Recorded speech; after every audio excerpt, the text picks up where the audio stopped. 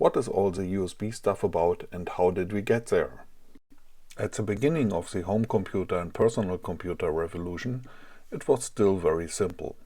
You were happy that you could connect anything at all to your computer, like a cassette player for data storage, a printer and maybe a joystick. Over time, more and more interfaces were added to the computers, which at first was not really a problem since you gained more and more options what to do with the computer, but then it started to be a problem. What had started as a convenience has turned into chaos. There were lots of interfaces, many not compatible with each other and many only for a certain purpose. There were lots of different connectors, and even some interfaces used the same connectors for different purposes. And when you thought it couldn't get worse, it actually did. There were more and more variations of the interfaces and more variations of the connectors, and nothing was compatible.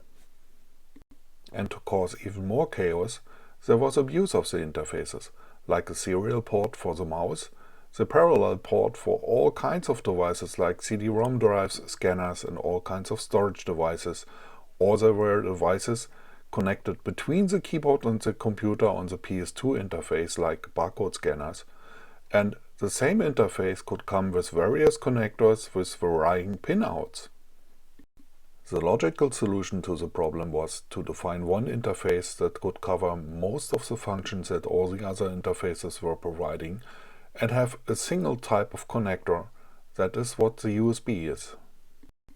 The original USB specification was released in 1996.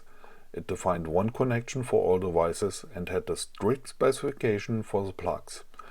Devices can be uniquely identified on the USB and they can advertise their functions and capabilities, so system drivers can control many devices. It offers 1.5 megabit per second for the low speed and 12 megabit per second for the full speed mode.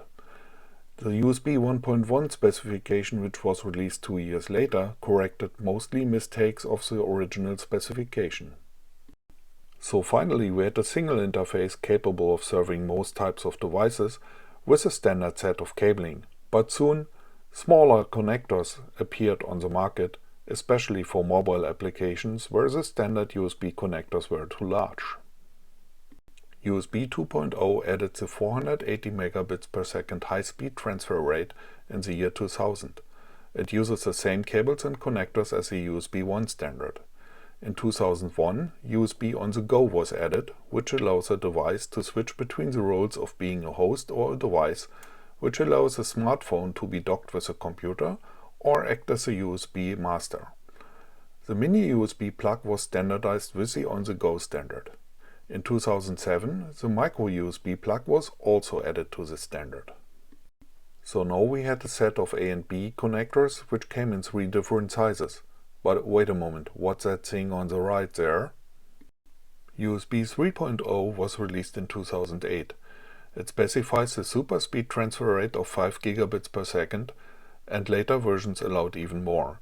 But this required additional lines in the cable, which leads to additional contacts on the connectors, which leads to a whole new family of connectors. In 2014, the USB-C connector was specified, which hopefully is one connector for all, though it's quite a bit complex. So are we finally back to one connector? We can only hope that nobody is going to have a good idea about a USB-D connector or something like that anytime soon. Thank you for watching and please come back for more. We're going to continue to tell the story of USB.